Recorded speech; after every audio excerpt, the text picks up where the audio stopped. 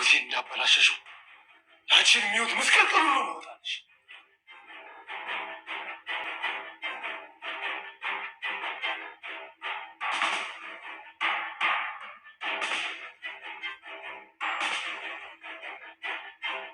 ታዲያ ማላውቅሽ ከሆነ ለምን ደወልሽልኝ? አቶ አምነን እየፈለገሽ ነው ብለውኝ ነው ይመስለኛል። ያ ደግሞ የተሳሳተ መረጃ ነው። በቃ ለአንተ መልካም ቀን ተመኝ። ቆይ አንዴ እንዳትዘጊ። አላወቅሽም ነበር ለዛ ነው። አሁንም እኮ አታውቅኝ። በእርግጥ ግን መተዋወቅ እንችላለን። አንቺ እንዳላቀርሽበት አውቃለሁ። መቼም አንተም እያስፈለግከኝ ያለኸው ለዛ ጉዳይ መሰለኝ። በእርግጥ በጣም የሚያስፈልገኝ ነገር። ቆይና ለምን አሁኑን ያለህበት መጣ። አቶ አምነን አንድ ነገር ግን ለማድረግ ኧረ እኔ በሰላማዊ መንገድ ነው ነገሮችን መፍታት የምፈልገው። እሱ ደግሞ እንዳታስቢ። እንዴ እቤት መጣሁ ነው እንዴ አለች። ቃል ምን ነው? ያችን ሲፈን የተባለች አረመኔና ኩስ እሱ ከማግኘቱ በፊት እኔ አግኝቼ ማድረግ ያለብኝ አደርጋለሁ። በቤተሰቤ ላይማ መጣ ምንም አይነት ምህረት የለኝ። ሲፈን ገናውን ተሳሳት።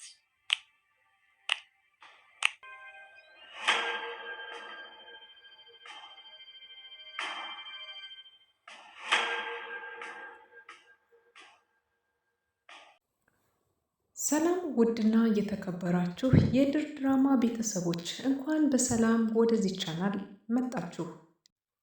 የአምነንና እንዲሁም የሰራተኞቹ ከፍተኛ የነበረው ስጋት አሁን ላይ ማን እንደሆነ ተይዛለች። ሲፈን በአሁኑ ሰዓት ላይ ከባድ ውጥረትና ችግር ውስጥ ትገኛለች። አምነን ክፍሏ ድረስ ሄዶ ቢፈልጋትም አጣቷል። ግን ደግሞ ይሄ ሁሉ ከመሆኑ በፊት ምስጦፋ ሁሉን ነገር በስልክ አዳምጦ ስለነበረ ምስጦፋ እንግዲህ ወደ ደጅ በመውጣት ሲፈንን ነፍሷን እንድታተርፍ ጥሪ አቅርቦላት ነበር። የደወለላት ስልክ ከማንሳቷ በፊት ተጨንቃ ነበረ። ዛሬ ምን ሊፈጠር ነው? ውስጤ ምን እያለኝ ነው? በማለት በጭንቀት ውስጥ እያለች ነበር። ሲፈን አንድ ስልክ ወደ እሷ ጭርር ያለው። ይህንን ስልክ ስታነሳም መርዶ ነበር የተነገራት። በፍጥነት ከቤት ውጪ አምነን ሁሉን ነገር አውቋል የሚለው የስልክ ጥሪ እጅጉን በጣም አደናግጧት ከቤት ወጣ።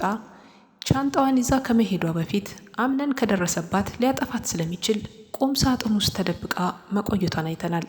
ከቁም ሳጥን ውስጥም ወጣ። እሱ ከሄደ በኋላ ዝቶባት እንዲሁም እንደማይለቃት የትም ብትገቢ አታመልጭኝም፣ ጠብቂ ሲፈን፣ ህይወቴ እንዳመሳቀልሽው አልለቅሽም ሲላት ነበር። ሲፈን እንግዲህ ከዚህ በኋላ ምን ህይወት እንደሚገጥማት ባይታወቅም ሻንጣዋን ይዛ እንግዲህ ጠቅልላ በጓሮ በር ወጣ ስታመልጥ ነበረ። ወደ እናት ዛህራ ክፍል ሄዶ በምትሰራበት ቦታ ላይ እናት ዛህራ ሲፈንን አይተሻታል በማለት ቢጠይቃትም እናት ዛህራ የተፈጠረውን ለማወቅ ጓጉታለች።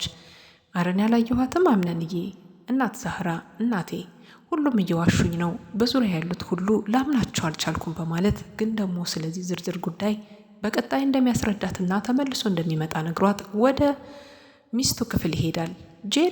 ጄሪ ሜካፓን እየተቀባባች የዛሬው ቀን ደስ ያላት ትመስላለች። ፈታ ባለ ሁኔታ እቤቷ ውስጥ ላይ ቁጭ ብላ ሜካፓን እያደረገች በነበረችበት ሰዓት በሩን በርግዶት ይገባና ሲፈንን አይተሻታል በማለት ቢጮህባትም እሷ ግን ምንድን ማለት ነው? ምን ሆነ? ምን ተፈጠረ? በማለት ሁሉም በዙሪያ ያሉት አስመሳዮች ናቸው። ሲፈን እኛን ልትጠቀምበት ነው የመጣችው። ታውቂያት ነበር እንዴ ከዚህ በፊት ቢላትም እሷ ግን የምታውቃት የሚስትነት ምርጫው ላይ እንደሆነና የሚስትነት ምርጫውን እንደተሸነፈች ከዛ ባሻገር ሌላ ምንም አይነት ነገር እንደማታውቅ ብትናገርም ጄሪ እሱ ግን በመረጋጋት ስሜት ውስጥ ሆኖ ከመጀመሪያ ንዴት ወጥቶ ነገሮችን ለማስተዋልና እንዲሁም እዚህ ቤት የመጣችው ሌላ እቅድና ዓላማ ኖሯት እንደሆነ ነገራት። እንዴት እንደዚህ ታደርጋለች? በማለት የሜካፕ እቃዋን እንግዲህ ወደ ቡርሿን ወደ ጣውላዋ ቁጭ በማድረግ ሀሳቧን እሷም ስትገልጽለት ነበረ። እንዴት እንደዚህ አይነት ማስመሰል ስራ እዚህ ቤት ውስጥ ሆና ትሰራለች? ለምን እንደዚህ ታደርጋለች? በማለት ነገሩን ብትናገርም እኔ ግን በገባችበት ገብቼ ያለቃትም ማለት በሩን ዘግቶ ጥሏት ይወጣል። ከዛ በኋላ ግን የተፈጠረባት የውስጧ ስሜት የተረበሸ ነበረ። ምክንያቱም ደግሞ ጄሪ እንደዚህ የሆነበትን ምክንያት ለምን እንደሆነ ባይታወቅም ውስጧ ሰላሟን አሳጥቷታል። አንዴ ግንባሯን፣ አንዴ ደግሞ የጭንቀትና የድንጋጤ ስሜት በአይኗ ላይ ይነበብ ነበር። በጣም የተረበሸ ስሜቷን ከፊት ለፊቷ ታንጸባርቅ ነበር። በመቀጠልም እንግዲህ ወደ ምስጦፋ ክፍል ይሄድና አንተም አብረህ ከእሷ ጋር ስትጫወትብኝ ነበር በማለት ሽጉጡን አውጥቶ ከፊት ለፊት ቢደቅንበትም እሱ ግን እኔ በእውነት እኔ ምንም አውቀው ነገር የለም፣ እኔ እውነቴን ነው የምልህ፣ ስለ እሷ አሁን ነው ታሪኳን ያወቅኩት፣ በጣም የሚገርም ነው፣ አስመስላ እኔንም እየሸወደች ነበር ለካ የኖረችው በማለት ምስጦፋም እንግዲህ የራሱን ነፍስ አተርፏታል። በዛ ሰዓት ላይ ይህንን ሰው ብገለው ትርጉም የለውም፣ እዚህ መቆየቱም ደግሞ እሷን ለማግኘት ትልቅ መፍትሄ ይሆነኛል፣ ስለዚህ እዚህ መቀመጡ ምስጦፋ ጥሩ ነው፣ በእሷ አድርጌ እሷን ላገኛት እችላለሁ ብሎ አምነንም በተረጋጋ ስሜት እንግዲህ አልጋው ላይ ቁጭ ብሎ ሲያወራው ነበረ። በጣም ግልፍተኛና ኃይለኛ እንዲሁም በቀለኛና ቂመኛ እንደሆነችና እንደዚህ አይነት አስተዳደግ እንዳላት የልጅነት ታሪኳን እየነገረው ምስጦፋ ተቀምጧል ማለት ነው። ይህንን ባየ ጊዜ የተረጋጋ ስሜት ይዞ አምነን እንግዲህ ከክፍሉ ይወጣል። ዞሮ ዞሮ ነገም ከነገ ወዲያም እንደሚያገኛት ከዛም በኋላ ደግሞ ቂም በቀሉን እንደሚወጣባት ላደረገችው እያንዳንዱ ነገር መስዋዕት እንደሚያስከፍላት ተናግሮ በሩን ዘግቶ ጥሎ ይወጣል።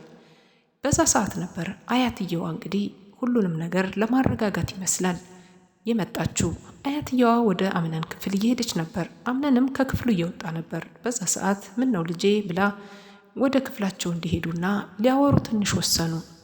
ሁለታቸውን በማውራት ላይ ያሉ የተፈጠረውን ነገር ሁሉ በዙሪያ ያሉትን ሁሉ ሰዎች እያንዳንዳቸው እንዳታለሉትና ከድርጅት ጀምሮ እስከ ቤት ውስጥ እስካሉት ሰዎች እያንዳንዱ አስመሳይ ሰዎች ውስጥ ተከቦ እንዳለ ለይቼ ማወቅ አልቻልኩም አያቴ፣ ምንም አይነት ነገር መለየት አልቻልኩም። ሁሉም እየሳቁ ገደሉኝ። ሁሉም አንድ አይነት ነው ባህሪያቸው፣ እንዴት ብዬ ልለያቸው በማለት አምነን የተሰማውን ስሜት እኔ ክፉ ሳልሆን ክፉ አደረጉኝ፣ አይዞህ አንተ ንጉሴ፣ አንተ ንጉስ እኮ ነህ፣ አንተ እኮ ልዑል ነህ እያለች ስትለው ንጉስማ እንደዚህ አልነበረም፣ ቤቱን አያስደፍርም፣ ንብረቱን አያስጠፋም፣ እንደዚህ አያስደርግም ነበር፣ እኔ እኮ ከሰው በታች ሆኜ እናንተን እኮ እንደዚህ አረኩ በማለት ሲናገራት አይዞህ ገና ምን አይተህ ሁሉንም ትወጣዋለህ በድል እያለች ያንተ ማንነትና ያንተ ባህሪ አይደለም ሰው መግደል ብላ እንግዲህ ቃልን ከዚህ ቀደም ያደረገውን ነገርና ከዚህ በፊት ደግሞ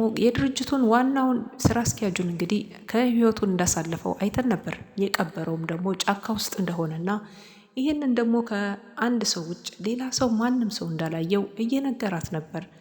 ይህንን ማድረጉ ቅር ቢያስብላትም ትዕግስት አድርጎ ለትንሽ ጊዜያት በቆየ ነበረ ነገሮቹ መፍትሄ አያጡም ነበርና በዚህ በሆነው ነገር ምንም ሊባል ሊደረግ እንደማይችል ግን ደግሞ እነሱ በሰሩት ስህተትና እነሱ ባደረጉት ክፋት እሱን ክፉኛ አናዶት ክፋት እንዲሰራ እንዳደረጉት እየነገራት ነበር። ይህንንም በድል እንደሚወጡትና ነገ የተሻለ ቀን እንደሚመጣ እየነገረችው ነበር። አያትየዋ ተረጋግቶ ነገሩን እንዲያስብ አድርጋለች። ራት ሰዓት ላይ ሁላችንም እንገናኝ እዛች እንድንገናኝ በማለት አያቱን ክፍል ለቆ ወጣ። ቢወጣም ደግሞ አያትየዋ ሲፈንን ብቻ ሳይሆን ጄሪንና ሲፈንን እንደምትበቀላቸው እያንዳንዱ ነገር ላደረጉት ዋጋ እንደምታስከፍላቸው ስትዝትባቸው ነበር። አያትየዋ ምን ልታደርግ ይሆን? ሲፈንን አምነን ከማግኘቱ በፊት ቀድሜ እኔ ላገኛት እፈልጋለሁ ስትል ግልጽ አማርኛ በሆነ ቃል ስትናገር ነበር። ይሄ ንግግሯ ሲፈንን ቅድሚያ ካገኘቻት ምን ትላት ይሆን? ሲፈን የማን ልጅ ናት? ሲፈን ከየት መጣች? ሲፈን የኋላ ታሪኳ ማንነቷ እርግጠኛ ነኝ ከቤት ውስጥ ላይ የተሳሰረ አንድ ነገር ይኖራታል ብዬ አምናለሁ።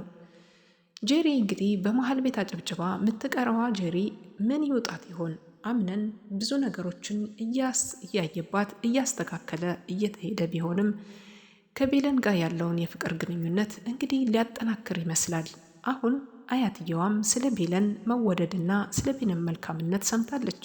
ጄሪም ልጇን እንደገደለችባትና ይህን ያደረገችው ደግሞ ቤለን እንደሆነች እንደጠረጠረችም ነግራታለች። በሁለቱ አጣብቂኝ ውስጥ የገባችዋ የአምነን አያት አሁን ስለ ጄሪ ክፋትና መጥፎነት እየሰማች ነው።